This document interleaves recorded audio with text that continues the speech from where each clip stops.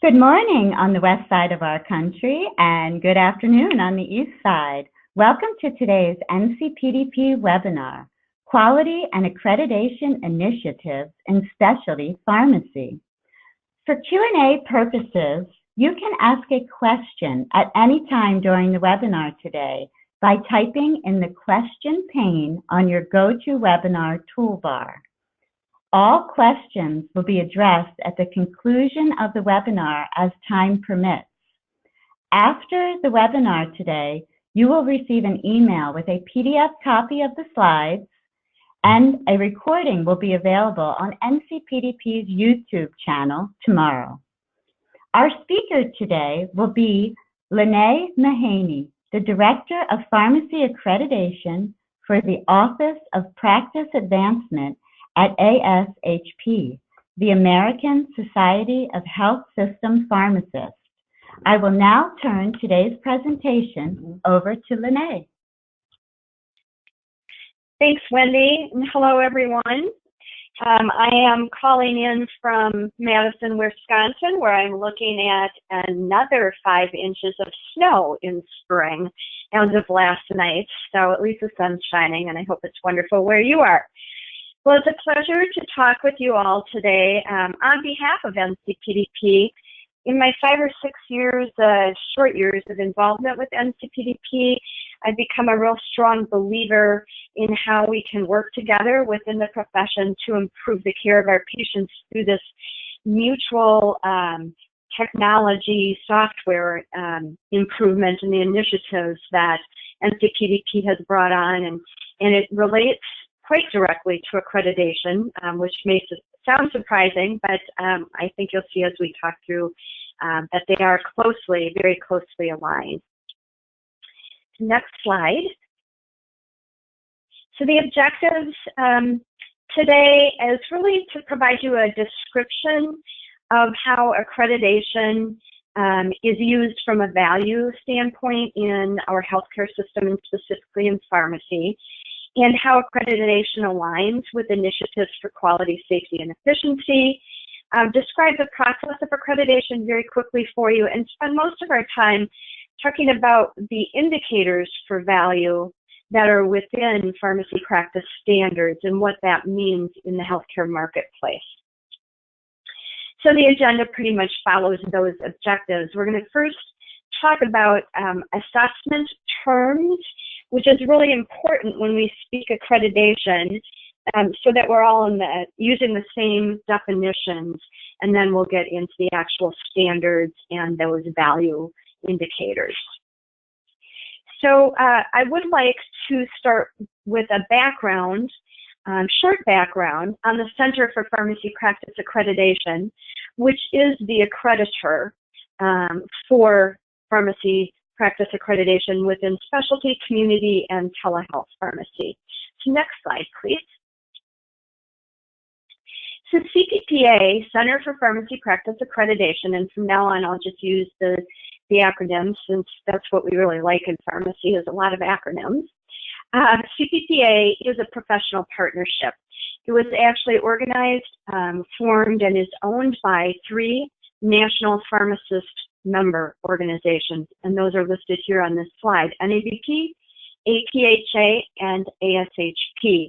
And the reason that these 3 became partners in an accreditation business is that they had a very strong and common belief that voluntary accreditation standards that were developed by the profession and used widespread through the profession could really help improve and ensure quality through the entire medication use process. The other 2 reasons that they came together to do this is that that the profession itself would finally be the one to set standards for the delivery of care by the pharmacy profession, and that there be one accrediting organization for practice within the profession. The next slide. Now, the mission and vision for CPPA, I hope you're going to see some similarity for those that are familiar with these organizations, that that form CPPA, they match very closely. But basically, in lay terms, it's worded nicely on the screen, but the bottom line is that they all see, and their members, that accreditation can be a tool to help advance the practice of pharmacy. And the outcome of improving pharmacy practice should really benefit the patients that we care for. So the vision is twofold. The standards should facilitate the high quality, safe, and effective dispensing as well as patient care services, thus advancing care. But then the accreditation process, and this is where I term this the extrinsic value of accreditation, is that it should really compel change on an ongoing basis and help pharmacy demonstrate and achieve recognition for the great services that are being provided by our pharmacy practices. Next slide. So CPPA is a small organization of primarily volunteer experts in the pharmacy profession, along with a few others that we've included on the accreditation committee who have expertise in accreditation and some ancillary service areas around healthcare to make it a more broad and representative committee. Next slide. Now, there are a number of accreditors for specialty pharmacy practice in the marketplace. A few you've probably heard of: URAC, ACHC, Joint Commission. But CPPA is pretty unique in that pharmacy practice is the only area that this organization will accredit. It's, again, coming from the profession. This is the expertise of the people around this organization, the medication use experts. And that allows direct access to tens of thousands of pharmacists who are really on the cutting edge of practice. So I already mentioned mission and goals of CPPA. Again, those are unique within the healthcare marketplace because it's very pharmacy focused. But the standards also are written in pharmacy language, which would stand to reason because we come from the profession. So we hope that that makes them quite comprehensive and very practical to the pharmacists that are reading these and the pharmacy staff. The accreditation program and process is very consultative, and it's adaptable to the very different and varying models of care that we see evolving in pharmacy, but in particular with specialty. Next slide, please. So if you do have any questions about the organization itself, please type those in. I'll mention this a couple times, or you certainly can contact NCPDP or me directly with any questions about CPPA.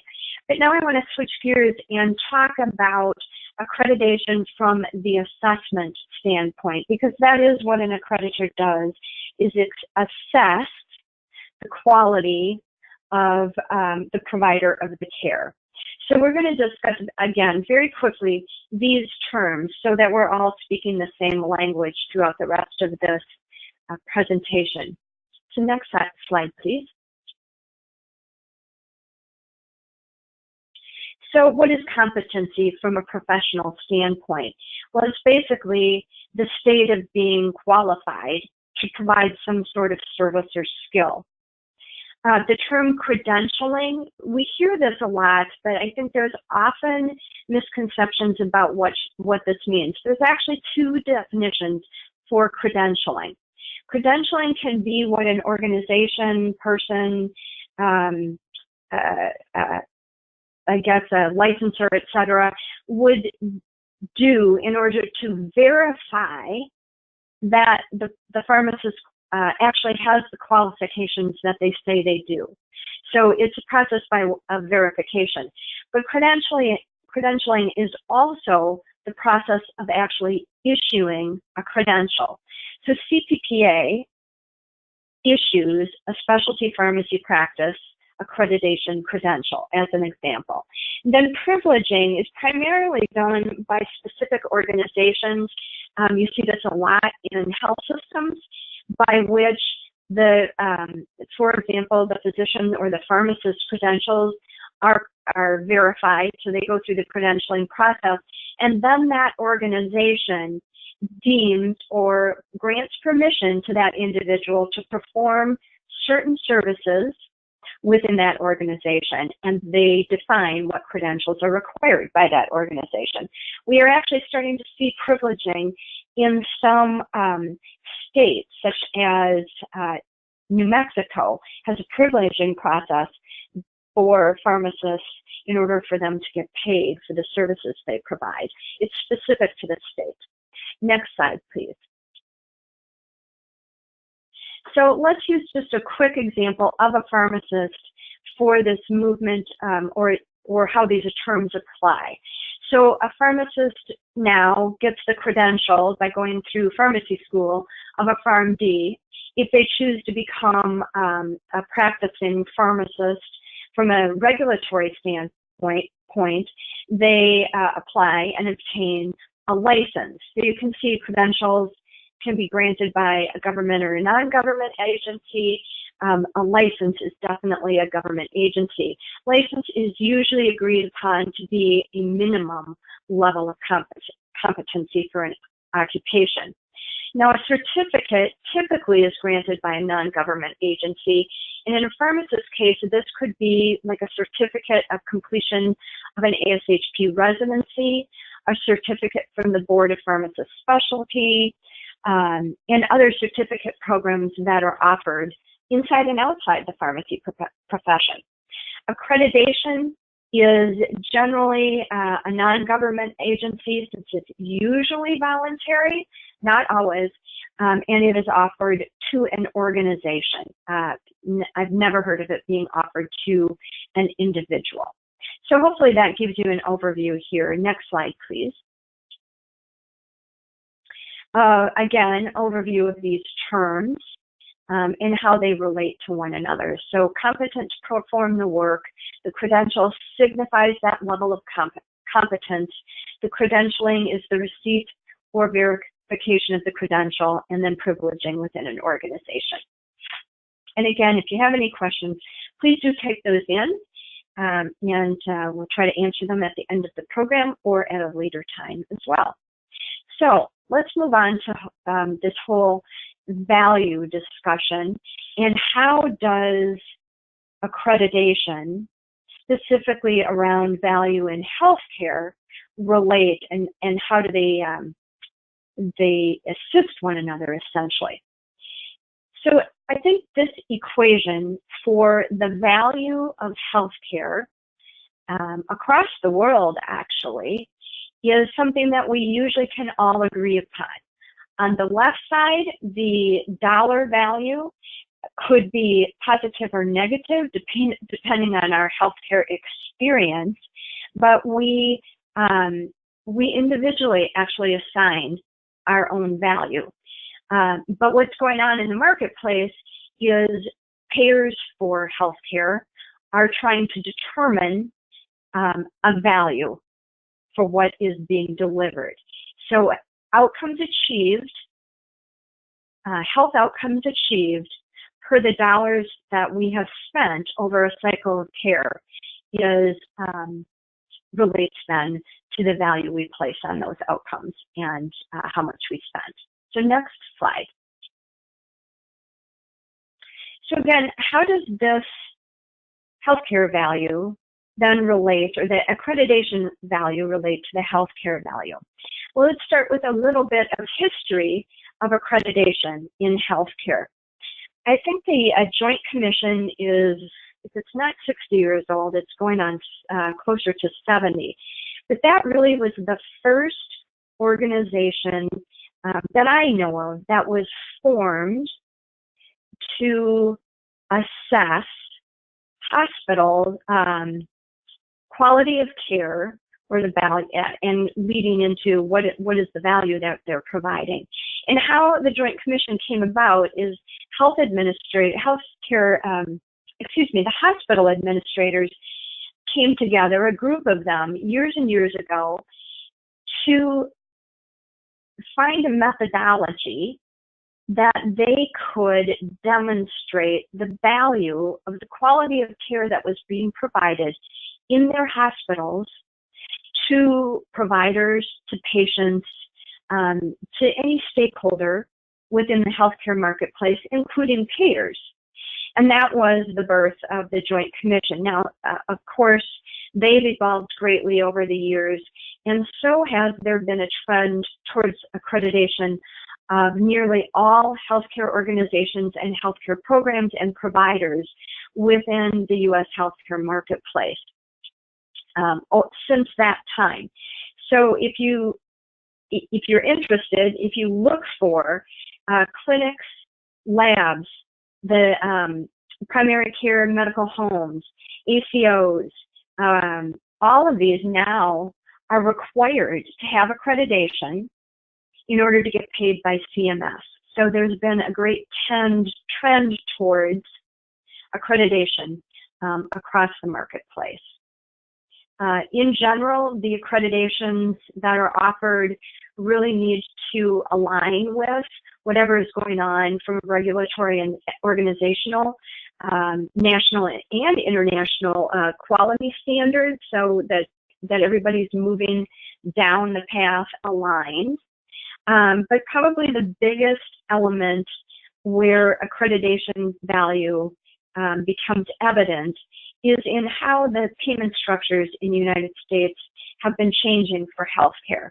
So there's been greater emphasis on comprehensive and continuous medical care, maximization of health outcomes, and the movement towards quality assessment of that care, and that assessment being linked to metrics by which healthcare providers get paid.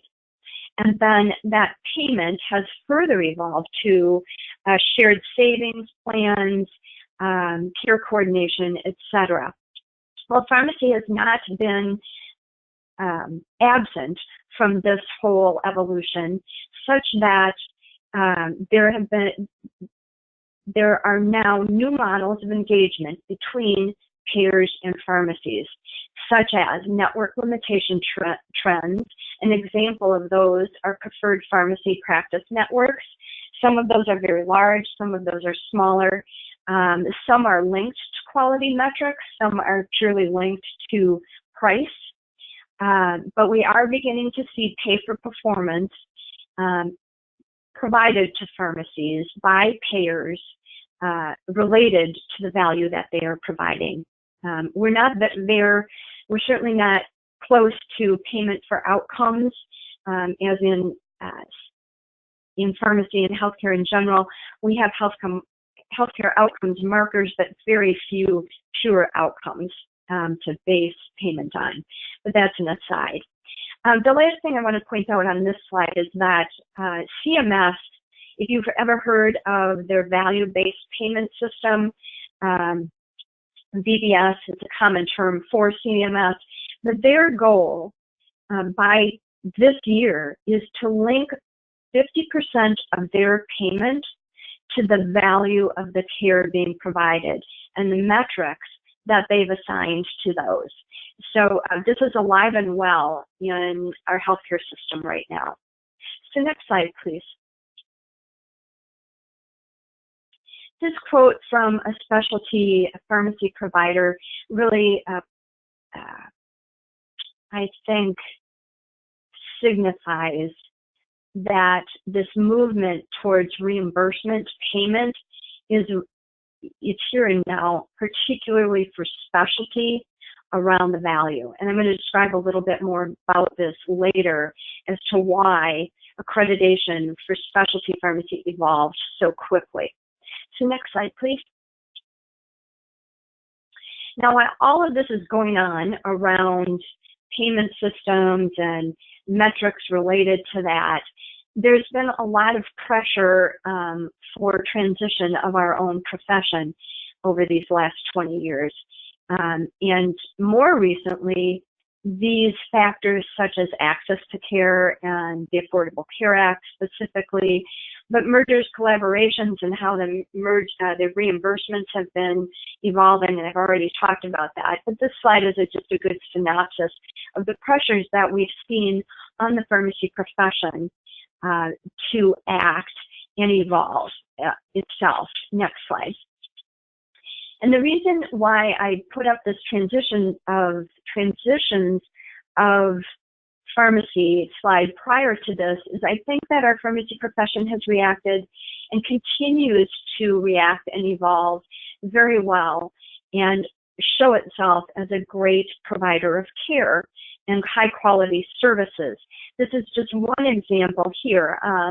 The evolution and provision of medication therapy management, as well as immunizations over a 10-year period. And it's been maybe revolutionary is a big term, but we see this not in provision of just medication therapy management and immunizations, but all sorts of services by pharmacy.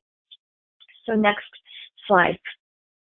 So the point of those previous two slides is that pharmacy is in a really good position to demonstrate value, and this is where the accreditation can come in and provide that external evidence to the stakeholders of pharmacy and within the healthcare marketplace to show and demonstrate that value. So these are some quotes from pharmacies that have undergone CPPA accreditation. You can see some of the terms really jive with what I've been talking about. Accreditation helps them ensure they're delivering the highest quality of care, that they're following best practices for safe and effective care, and demonstrates their investment in innovative patient care services. Remember, I talked about that, the term accreditation should compel change, and that's exactly what accreditation is after. So next slide, please.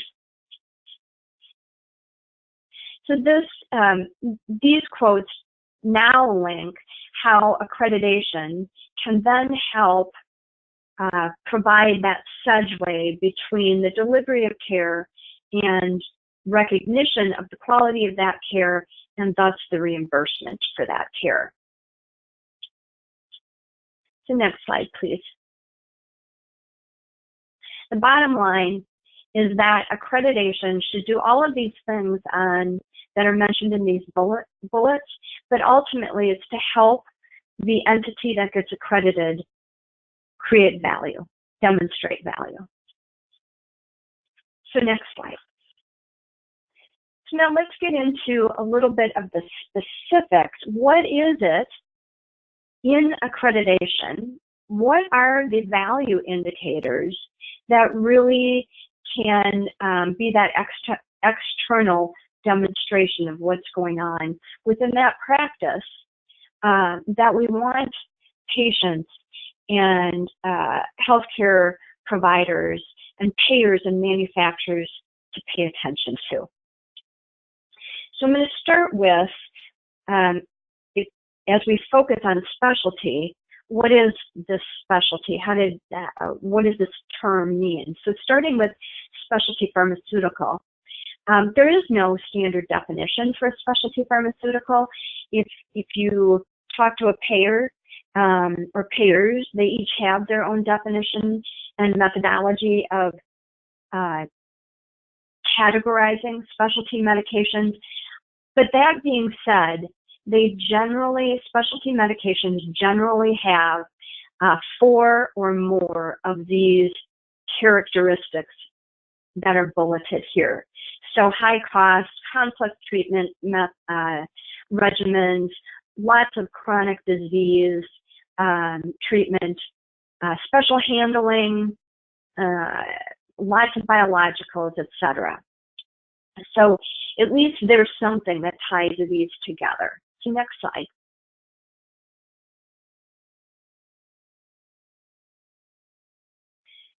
Given that definition, or lack thereof, of a specialty pharmaceutical, let me speak just real quickly, a couple slides on what's going on in the healthcare marketplace around specialty pharmaceuticals, specialty pharmacy. So starting with healthcare costs and spending on medications. the healthcare spending from 2012 to 2013, was at an increased rate of 2.9%. And then 13 to 14, there was a healthcare spending rate increase of 5.3%, almost double the year before. So what were the primary contributors to that?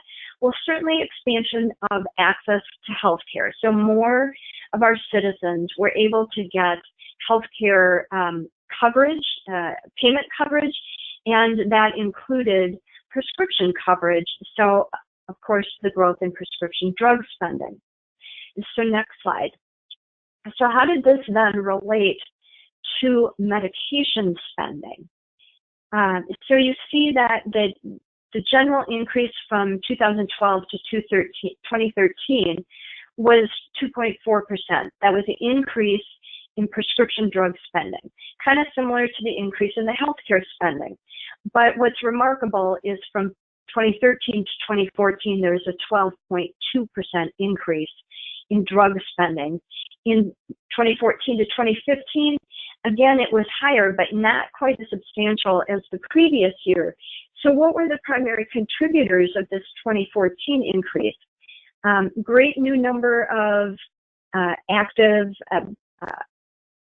new drugs to new disease states, or disease states that previously hadn't had a novel new drug entry, and specialty medications. And what was the primary specialty medication that was released that year? And it was hepatitis C. And hepatitis C treatment accounted for $12.3 billion in the drug spending.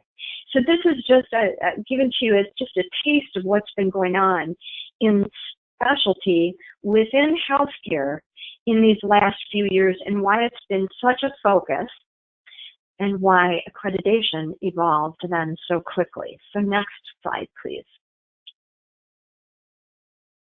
Oh, one last slide here about the industry, pharmacy.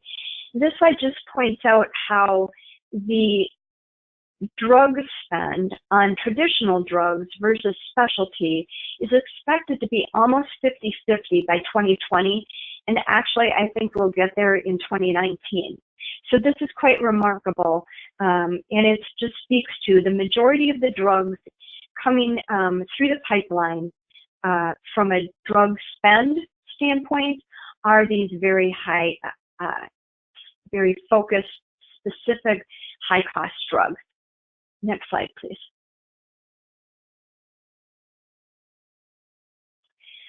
Quick facts on the specialty pharmaceuticals and just the cost that you see, the average monthly range. Definitely 2/3 of the new drug approvals have been specialty drugs, and we continue on this trend. In 2016, it says will be specialty. 2016, 8 of the 10 top revenue drugs were specialty. So next slide, please. So then, why accreditation? The point here is that with these high-cost drugs and the effect they've had on the drug spend and the healthcare spend, there's been a great deal of focus on the why and the how that this is affecting us in the United States. So the stakeholders in our healthcare marketplace, in particular, managed care / payers, really have wanted evidence of, if we're going to be paying for these drugs, what is it that our patients are getting? What's the benefit here? That we should cover the drugs, pay for them, and at the same time, the manufacturers have been in the spotlight for the high costs of these drugs, and they have a great interest to make sure that the drugs are being used appropriately, that they're being monitored well so that the right patients are on these drugs, etc. And of course, we want to make sure that the drugs are being prescribed appropriately, that patients are being followed up on, etc. So thus, accreditation for specialty pharmacy was developed and adopted very quickly as a means to provide some evidence of the quality of care that was being provided. So now we're going to shift to actually those standards. Oh, one last slide here too about the payers. So what have the payers been doing around specialty pharmacy?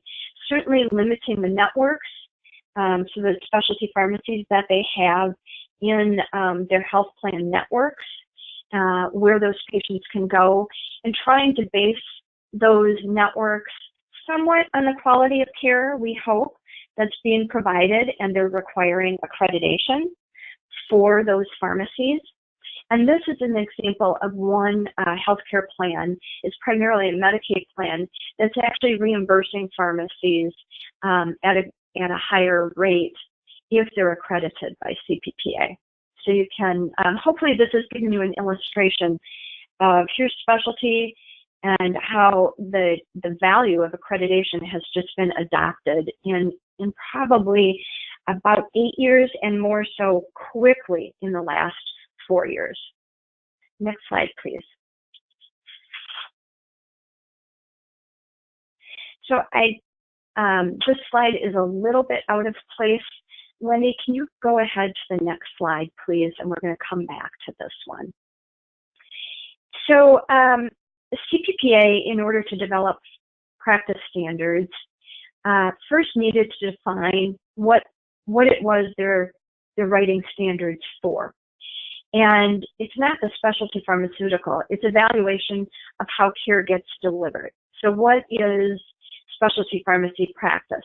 Well, it is a practice that manages the medication access and handling requirements for these medications, and it assesses, and the practice provides the clinical management services that help patients achieve desired therapeutic outcomes and economic outcomes. So next slide, please. So these are the standard focus area or domains, as they're called by CPPA, infrastructure of the organization, how they help the patient get access to medications, the clinical management services that are provided, and then the quality improvement, i.e. the metrics that are collected and utilized to do continuous quality improvement, and the gold standards. So we're going to get into the specifics about this, but the first thing that one has to do to write a good set of standards is to get a group of knowledgeable stakeholders around the table. So this is where, Wendy, can you go back 2 slides, and I apologize for this.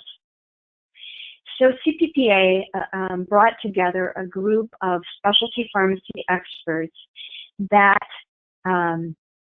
represented specialty pharmacy as a whole. So hopefully you see on this slide, we had large and small specialty pharmacies, manufacturer, payer, and health system pharmacy, as well as wholesaler and related type specialty pharmacies. So that's very important if you want to develop a good set of standards, get the experts around the table. So now 3 slides forward, Wendy, sorry. And 1 more. There we go. So these are the experts that defined pharmacy practice. They drafted standards, and this process of vetting the standards narrowly to get feedback on standards that you're creating that are meaningful, and then getting vetting them widespread so that they really can become consensus-based. This is essential. Otherwise, you have standards that are basically garbage in, garbage out. So the process is highly, highly important. Next slide. And that point about that process is that if you want your standards to be of high value to the stakeholders, what they contain is of the utmost importance. So now we're going to get into the individual standard areas, those focus areas, And what are the standards that can help demonstrate value for all those various stakeholders? And let me repeat those. Those are the patients, those are the prescribers, other healthcare providers, the family members of that patient, and then of course the payers, which includes patients, and the manufacturers of these drugs. So the focus point on a previous slide is that the quality of the specialty pharmacy hinges greatly on the care that's delivered. So they can have a great organizational structure, and that's very important, but the primary indicators are going to be around the care delivery model and how they manage the patient. And the reason for that is we can give these patients and get those patients these meds in a really fast manner right to their doorstep, but unless the pharmacy can help that patient utilize the medications in the best possible way, we really have just thrown drugs at them. So that's why there's such emphasis on the clinical management of these patients. So I won't go through every one of these slides. There's quite a few slides. I promise we're going to be done before 1 o'clock or whatever time zone that you're in before the end of the hour. So in each of these slides, you're going to see bolded verbiage, and that's where the significant points are. And if you can go back one slide. Thanks, Wendy. And on this one, what I want to illustrate here is that the pharmacy, for example, needs to have an up-to-date patient medication list at all times. And very often in specialty pharmacy, the patient is getting medications from one pharmacy for all their other meds, and then the specialty pharmacy for just those medications. And this is, without going into any detail, this is one of the areas where NCPDP is so critical in helping us develop some technological methodologies for communication that are so critical to the care of these patients. So it's easy for us to say, oh, you have a medication list for your patient. Well, you've got multiple pharmacies to try to find the list, and you constantly need to update this within the specialty pharmacy. So as easy as it sounds that this is to do, this is a really important detail within a standard. So now we can go to the next slide. So continuing on these clinical management services, assessment of specific disease state, and I'll talk a little bit more about these later, but there are specifics around therapeutic categories and disease states that really need to be addressed. And those need to be documented and discussed and monitored by the pharmacy on an ongoing basis. This little bit of what I say, it's pharmacy on steroids, that there's most of these drugs require this level of documentation and patient follow-up. Things like the REMS and Medigide accommodations. So REMS come from the safety profiles around these drugs that are required by the FDA that be followed, and that ends up falling on the pharmacy to do, which is logical, but then they need to assure the manufacturer that these are being followed and report those to the manufacturer. So I was talking about these drug-specific assessments. So things like what needs to be done at initiation of treatment with each refill, and then best practices are required by CPPA. So next slide. Now CPPA terms pharmacy patient case management services for specialty and the requirements within those patient case management services that are required. So interventions that the pharmacists perform need to be documented. Of course, the monitoring and the follow-up on an ongoing basis, and even interaction and what's going on with the other healthcare providers in the care of this patient are really, really important, and that the communication and care coordination is conducted and followed by that pharmacy. Next slide, please. Again, I point out all of these as these value indicators that can attest to, yes, the specialty pharmacy is really providing and has evidence of the clinical management services that they are completing, and the accreditor is able to make that a short and sweet, you are accredited, as that evidence. But there's a great deal that the pharmacy must provide in order to achieve accreditation.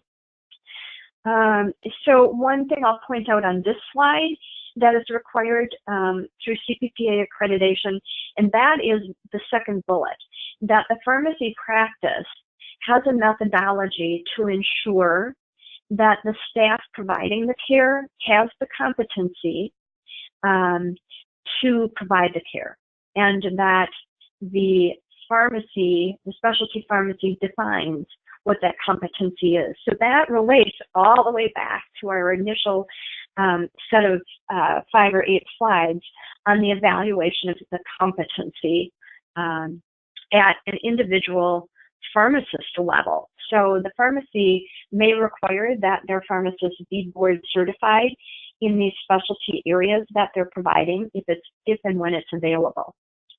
Or they may require that they have specialty board certification, which is offered by through an offshoot of an ASP. The last bullet point, I always bring this one up, no medications can go out on auto refill programs. The patient must be contacted and assessed before any refill of a specialty medication goes out the door. And that is, that's quite different from auto refill methodologies for other non-specialty medications.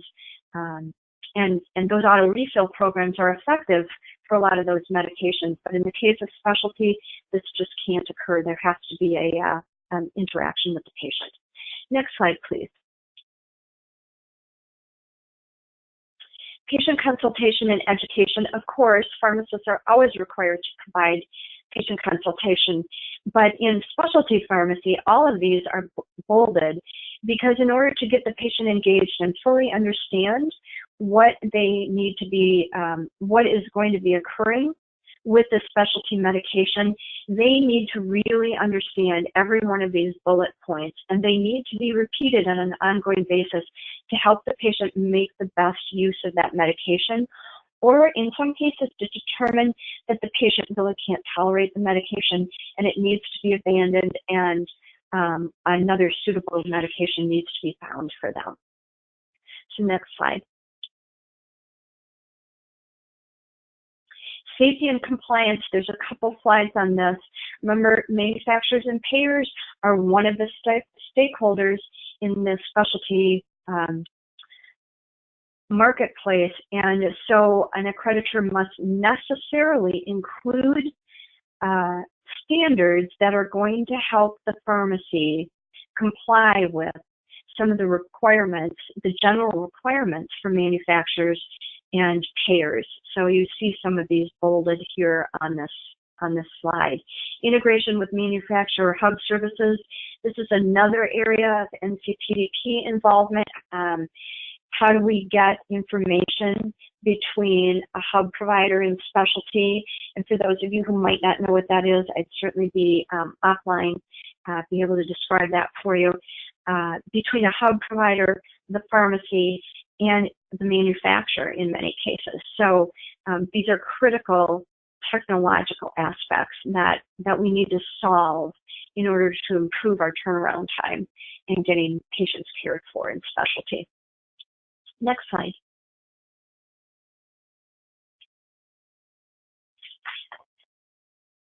So documentation and reporting to payers and manufacturers is very important.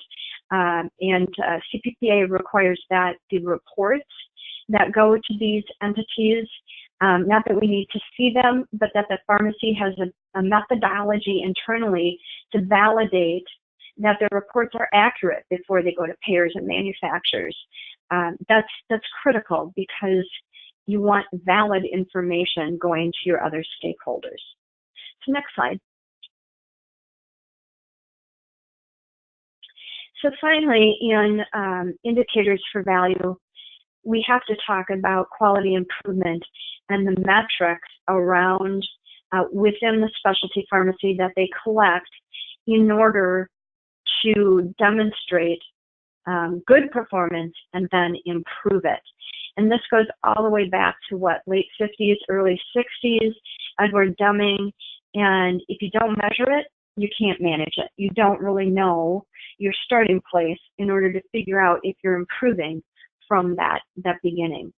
So metrics are extremely important in specialty pharmacy as they are becoming in healthcare as a whole. Next slide, please.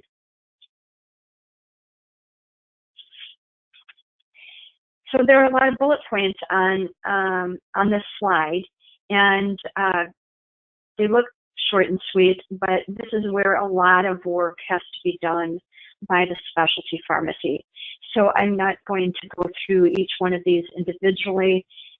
Just know that around each one of these areas of data collection, then the pharmacy is expected to be reviewing that and figuring out where their priorities are for that constant improvement. I will give you one, hopefully an easy example, and that's around patient satisfaction. So the specialty pharmacy has to be conducting patient satisfaction surveys or gaining some, have a consistent methodology to find out how their patients feel that their service, their care has been. So if a pharmacy has created a patient satisfaction survey that is showing 99% satisfaction, we as an accreditor are going to start to dig into that. 99% satisfaction is very high. That would be great if all of our pharmacies were at that, but it's not providing very good information to the pharmacy on how they can improve. So we would start looking at that satisfaction survey specifically. So what are the questions? And oh, by the way, you only have 4 choices for answers for the patient, and 3 of those are positive. So that's already tilting your satisfaction survey to positivity. So we would advise you need 5 or more answers, and they need to be spread out across a range of responses. So that's just an example of how the accreditor would go in and advise the pharmacy how they can improve what they're trying to do to assess their current status. So next slide, please. The accreditation program. So those are a quick synopsis of all those value indicators that are and becoming more important in the healthcare marketplace for assessment, and how accreditation can help the specialty pharmacies demonstrate their value. So the accreditation program is, of course, also very important. It's got to be a valid, strong program to make sure that the pharmacy is actually abiding and compliant with all those standards. So one slide here that just bullets the process or the program of accreditation. Specialty pharmacies typically take 9 to 11 months from the point of application to the point where they actually are going to review by an accreditation committee for status determination of actual accreditation. So it's a desktop review of evidence of compliance with the standards, and then an on-site survey. The pharmacy has time then after that to put in a plan of action to become compliant with any standards they were not at the time of survey, and a plan of action timeline that is satisfactory as well, to the point that then they can become accredited. So next slide. This slide just is a list of the logos of some of the pharmacies that are accredited, or I think all of these are, no, a few of these are in the accreditation program currently. But it's a great variation of types of specialty pharmacies, very, very large, such as Diplomat, to quite small, Olerman in North Dakota. But the standards in the program were written as such that they should be achievable by any pharmacy that can comply with the standards regardless of size, as long as they have the program. And there are a couple pharmacies in here that are also seeking community accreditation. University of South Florida actually has community accreditation. So next slide, please. Which leads me to the two other programs that CPPA has as community pharmacy practice. And those domains or focus areas should look quite similar to the specialty, other than the access to medications. And so will the telehealth, which is a couple slides later here. Next, please. Here's Texas Children's is currently undergoing specialty or community accreditation, and Diplomat actually has a couple of their sites community accredited, and Kroger has begun their early accreditation of each of their pharmacies for their entire corporation. So big undertaking there. Next slide, please. Telehealth. So telehealth, just very quickly, this is accreditation for pharmacies or practices that are providing pharmacy patient care, but no dispensing services. And that care is through primarily telehealth means. So it's a real area of involvement in pharmacy practice right now. Next slide, please. Symphonia RX is quite a large telehealth provider. They started as MPM provider, but have expanded to a lot of other types of services, and they were a beta site for CPPA. Next slide, please. So hopefully I've been able to give you a good overview of accreditation in general, and the use of the terms that we use for assessing competency, and then what are the standards that really are evidence or value evidence themselves. And this is our seal of accreditation that a pharmacy can post in their window or on their marketing materials, that shows their great achievement, because certainly accreditation is a burdensome task, but hopefully they have found it all worth it. So next slide, please. And I will end there with hopefully a few minutes to answer some questions if anybody has any. And of course, please contact me directly if you have anything that you'd like to talk about, as well as there's the website for CPPA. Thank you very much. We will now start the Q&A portion of our webinar. Remember, you can ask a question by typing in the question pane on your GoToWebinar toolbar. Our first question today: what is needed from technology to help pharmacies demonstrate the value of their services through accreditation to the stakeholders?